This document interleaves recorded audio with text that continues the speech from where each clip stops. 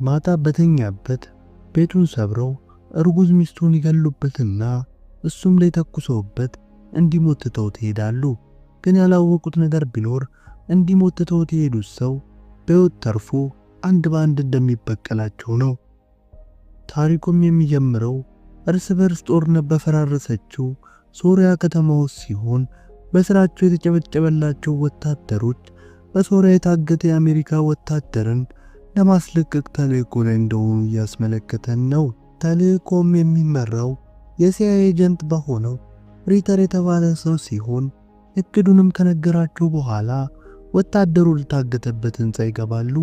በዛም ጆን የተባለ በስራ የተጨበጨበለት ወታደር አንድ በአንድ የሶሪያ ወታደሮችን ገሎ የታገተውን የሲአይኤ ኤጀንት ያስለቀቀዋል። ጆንም የገደላቸውን ሰዎች ማጣራት ሲጀምር ሰዎቹ የሶሪያ አሸባሪዎች ሳይሆኑ የሩሲያ ወታደሮች እንደነበሩ ይረዳል። ህንጻውንም ለቀው ሊወጡ ሲሉ ህንጻው በከባድ መሳሪያ ይመታና እነ ጆን የነበሩበት ክፍል ወለሉ ተደርምሶ ኮማንደር ግሪ ወደታችኛው ወለል ትወድቃለች። ሪተርም እሷን ትተው እንዲሄዱ ቢያዝም ጆን ግን ኮማንደር ግሪ የቅርብ ጓደኛው ስለነበረች የሪተርን ትዕዛዝ በመጣስ ኮማንደር ግሪር ወደ ነበረችበት ክፍል ወርዶ ሊገሏት የነበሩትን የራሻ ወታደሮች አንድ በአንድ ተኩሶ ይገላቸዋል። ጆንና ኮማንደር ግሪር አንድ ላይ በመሆን ከባባድ ተኩስ ልውውጥ ካደረጉ በኋላ እንደምንም ብለው ከህንጻው ለቀው ይወጡና ከሪተር ጋር ተቀላቅለው ሄሊኮፕተር ውስጥ ይገባሉ። ተልእኮም ስላለቀ የሲአይኤ ኤጀንት የነበረው ሪተር ቦታው በሚሳኤል እንዲመታ ትዕዛዝ ይሰጥና ራሻዎቹ የነበሩበት ህንጻ በሚሳኤል ተደብድቦ ይወድማል። ይህ ከሆነ ከ3 ወራት በኋላ ጆንን ከሚስቱ ፖምና ከእናት አባቱ ጋር በቤተሰቦቹ ቤት ጥሩ ጊዜን እያሳለፈ እንመለከተዋለን። ጆንም ለአባቱ የውትድርና ስራውን ትቶ በከተማው ውስጥ ሌላ ስራ እየፈለገ እንደሆነ ይነግረዋል። በዛኑ ቀንም በካሮሊና ከተማ ውስጥ ኤሪክ የተባለ ከ3 ወራት በፊት ከነጆን ጋር በሶሪያ ተልእኮ ላይ የተሳተፈ ወታደር ቆሻሻ ሊጥል በወጣበት በፍጥነት በሚሄድ መኪና ተገጭቶ በዘግናኝ ሁኔታ ይሞታል። በዛኑ ቀን ምሽትም በአትላንታ ከተማ ውስጥ በሶሪያው ተልእኮ ላይ የተሳተፈው ሌላኛው ወታደር መኪናውን በመክበብ እሱንም በአሰቃቂ ሁኔታ ተኩሶ ይገሉታል። ጆንም ከቤተሰቦቹ ቤት ተመልሶ ፖምን ተንከባክቦ ካስተኛት በኋላ ሶፋው ላይ ገደም ብሎ ሙዚቃውን በኤርፎን ያዳምጣል። በዚህም ሰዓት ጭንብል የለበሱ የታጠቁ ሰዎች ወደ ነጆን ቤት በመምጣት የነጆን ቤት የሚገባውን ማብራት ያቋርጡታል። ጆንም ማብራቱ የጠፋበትን ምክንያት ለማየት ሲነሳ በቤት ውስጥ የእግር ኮቴዎችን ይሰማና ሽጉጡን ይዞ ማን እንደሆነ ለማጣራት ይሄዳል። ጭንብል የለበሱ ሰዎችም ፖም ወደተኛችበት ክፍል ይሄዱና ፖም ላይ ደጋግሞ ይተኩሱባታል። ጆንም የተኩሱ ድምፁ ሰምቶ ደረጃውን ሲወጣ ሚስቱ ፖምን ከገደለበት ጭንብል ለባሽ ጋር ፊት ለፊት ተገናኝቶ ጆንም በፍጥነት ተኩሶ ይገለዋል። ጆንም ሌሎች ጭንብል ለባሾችን ተኩሶ ይዘርራቸውም ጆን ግን ራሱ በተኩሱ ልውውጡ ተመቶ ስለነበር ወለሉ ላይ ይወድቃል። ከጭንብል ለባሾች ውስጥ አንዱ ብዙም ጉዳት ስላልደረሰበት እንደምንም ከወደቀበት ተነስቶ ከነጆን ቤት ያመልጣል። ጆንም የደረሰበት ጉዳት ከባድ ቢሆንም እንደምንም መሬት ላይ እንደ እባብ ተስቦ ወደ መኝታ ክፍል በመሄድ የሚስቱን ሬሳ ተመልክቶ ስቅስቅ ብሎ እያለቀሰ እሱም እዛው ራሱን ይስታል። በአካባቢው ላይ አምቡላንስ ይደርስና ጆንም ወደ ሆስፒታል ይወሰዳል። ጆንም በዶክተሮች በተደረገለት ርብርብ በሕይወት ይተርፋል። ኮማ ውስጥ ለትንሽ ቀናት ከቆየ በኋላ ራሱን ከሳተበት ሲነቃ በሶሪያው ተልእኮ ላይ ሕይወቷን ያተረፈላት ኮማንደር ግሪርን ይመለከታታል። ጆንም ራሱን ከሳተበት እንደነቃ ስለ እርጉዝ ሚስቱ ፖም ኮማንደር ግሪርን ይጠይቃታል። ኮማንደር ግሪርም በሚያሳዝን ሁኔታ ሚስቱ ፖምም ሆነ ጽንሱ እንዳልተረፈ ትነግረዋለች። ጆንም በሚስቱና በልጁ ሞት ክፉኛ ልቡ ይሰበራል። ቆይ እስካሁን ድረስ ከቆያችሁማ ታሪኩ ተመችቷችኋል ማለት ነው። ይህን ቪዲዮ ሰርቶ እናንተ ጋር ለማድረስ ብዙ ልፋት አለውና ቪዲዮን ላይክ እንዲሁም ቻናሉን ሰብስክራይብ በማድረግ እኛም ማገዝ ይችላሉ።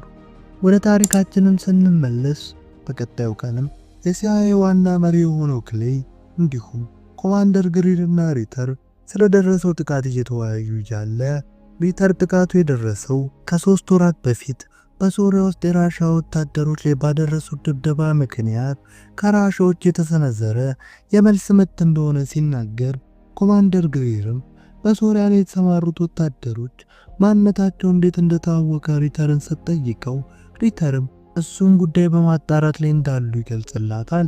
ጆንም ከደረሰበት ጉዳት ካገገመ በኋላ ወደ ኮማንደር ግሪር በመሄድ ሚስቱን ስለገደሉበት ሰዎች መረጃ ሲጠይቃት፣ ኮማንደር ግሪርም ሚስቱን የገደሉበት ሰዎች ራሻውያን እንደሆኑና የገደላቸው 3ቱ ሰዎች ማንነታቸው እንደታወቀ እንዲሁም ማንነቱ ያልታወቀው ብቸኛ ሰው ከጆን ቤት ያመለጠው ሰው እንደሆነ ተነግረዋለች። በተጨማሪም ግሪር እነዚህ ቅጥረኛ ነፍሰ ገዳዮችን ወደ አሜሪካ እንዲገቡ ያመቻቸላቸው ዲለን የተባለ በራሻ ኤምባሲ ውስጥ የሚሰራ ሰው እንደሆነ ተነግረዋለች።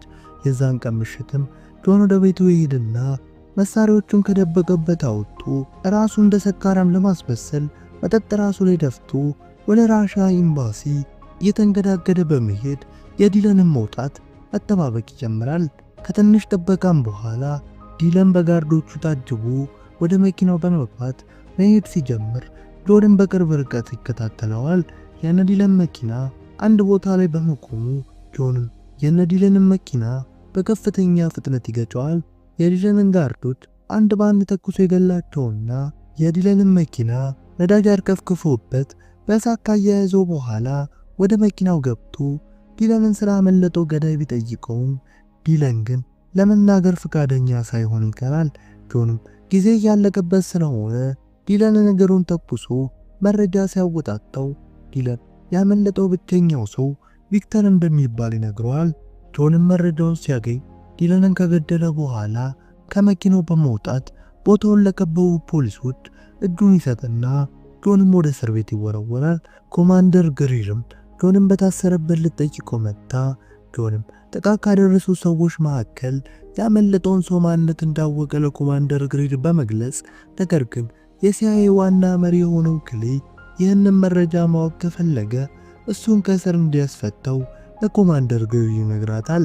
በቀጣዩ ቀንም የእስር ቤቱ ጠባቂዎች ጆንን ወደ ሌላ እስር ቤት ለማዘዋወር ወደ ጆን ክፍል ሲገቡ ጆንም ከዚህ የባሰ እስር ቤት ሊያዘዋውሩት እንደሆነ ስላወቀ የእስር ቤቱን ጠባቂዎች አንድ ባንድ በመደብደብ አፈርድም ያብላቸውና አንደኛውን ጠባቂ እንደ ታጋች ይዘዋል። ብዙም ሳይቆይ ኮማንደር ግሪር የላከቻቸው ወታደሮች ይደርሱና ያናግረው የሚፈልግ ሰው እንዳለ ገልጸውለት ስልክ ይሰጡታል። ጆንም ስልኩን ተቀብሎ ሲያዳምጥ ኮማንደር ግሪር የሲአይኤ ዋና አለቃ ክሌ በሐሳቡ እንደተስማማ ገልጻ ስልኩን ከሰጡት ወታደሮች ጋር እንዲወጣ ተነግረዋለች።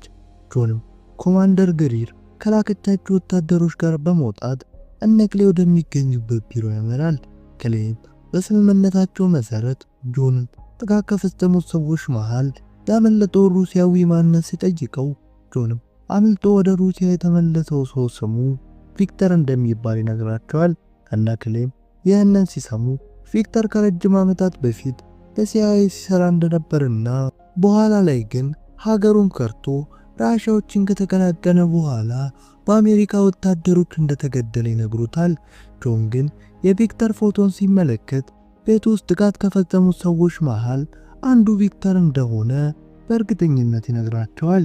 ጆንም ለሲአይኤ ዋና አለቃ ክሌ ቪክተርን ለመያዝ በሚደረገው ተልእኮ ላይ እንዲያሳትፈው ቢጠይቀውም ክሌ ግን በጥያቄው ሳይስማማ ሲቀር ኮማንደር ግሪርም በጆን ጉዳይ ሙሉ ኃላፊነት እንደምትወስድ ገልጻ ለጆን ታስፈቅድለታለች። በቀጣዩ ቀንም ጆን ከሌሎች ወታደሮች ጋር ተቀላቅሎ ወደ ራሻ ሲሳፈር ሪተር ግን በራሻ የሚገናኙበትን ቦታ ገልጾላቸው በሌላ ፕሌን ይሳፈራል።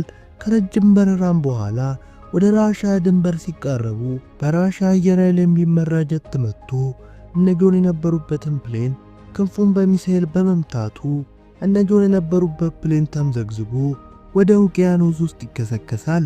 ጆንና የተረፉት ወታደሮችም ፕሌን ውስጥ የነበረውን የአደጋ ጊዜ ተንሳፋፊ ጀልባ በመጠቀም ወደ ራሻ ጉዟቸውን ይቀጥላሉ።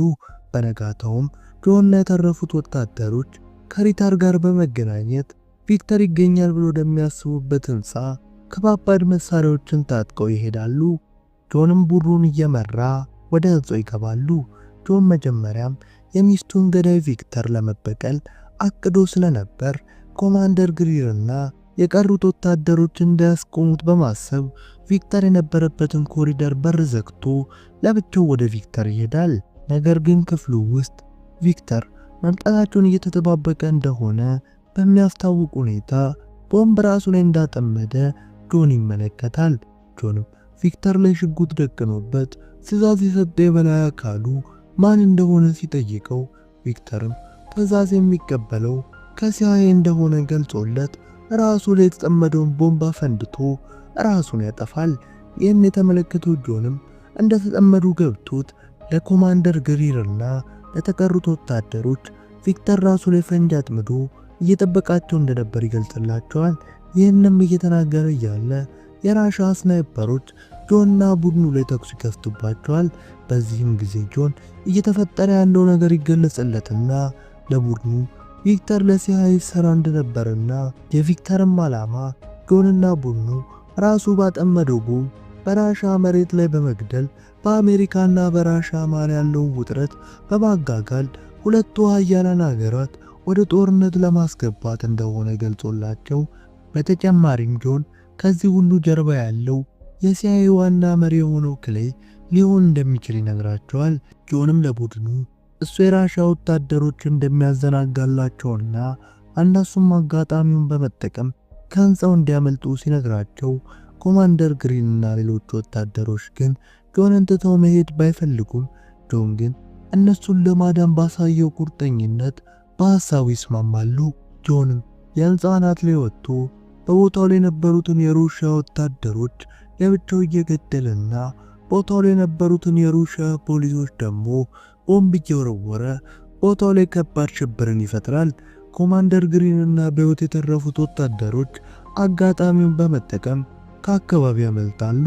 ጆንም በተኩስ ልውውጡ ከባድ ጉዳት ስለደረሰበት መዋጋትን ስላቃተው አንዱን ራሻዊ ወታደር ይገለውና የራሻዊውን ዩኒፎርም በመልበስ ከቦታው በመኪና ያመልጣል። ጆንም እንደምንም የሞት ሞቱን እያጣጣረ ኮማንደር ግሪን ወደምትገኝበት ቦታ ያመራል።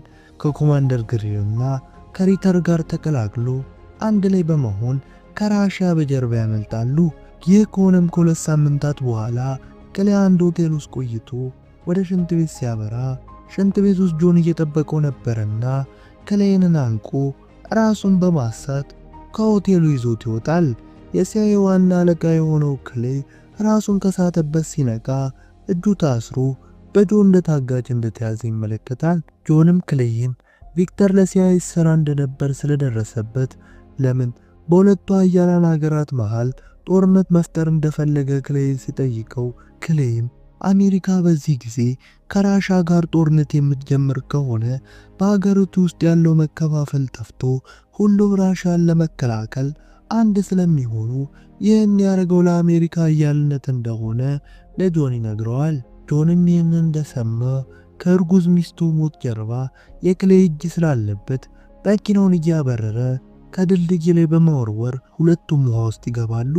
በዚህም የዚህ ሁሉ ነገር ጠንሳሽ የሆነው ክሌይ በውሃው ታፍኖ ሲሞት፣ ጆን ግን ቀድሞ ባቀደው መሰረት እየዋኘ ከውሃ ውስጥ ይወጣል። በስተመጨረሻም ጆን ኮማንደር ግሪንን ተሰናብቶ ወደ ሌላ ሀገር ሲሄድ ታሪኩ ይጠናቀቃል። ታሪኩ እንደተመቻችሁ ምንም አልጠራጠርም። ይህንን ቪዲዮ ሰርቶ እናንተ ጋር ለማድረስ ብዙ ልፋት አለውና ቪዲዮ ላይክ እንዲሁም ቻናሉን ሰብስክራይብ በማድረግ እኛም ማገዝ ይችላሉ። እና ለመጨረሻ ነገር ለቪዲዮ የተሰማችሁን ሀሳብ አስተያየት ኮሜንት ማድረግ እንዳይረሱ። ይመቻችሁ።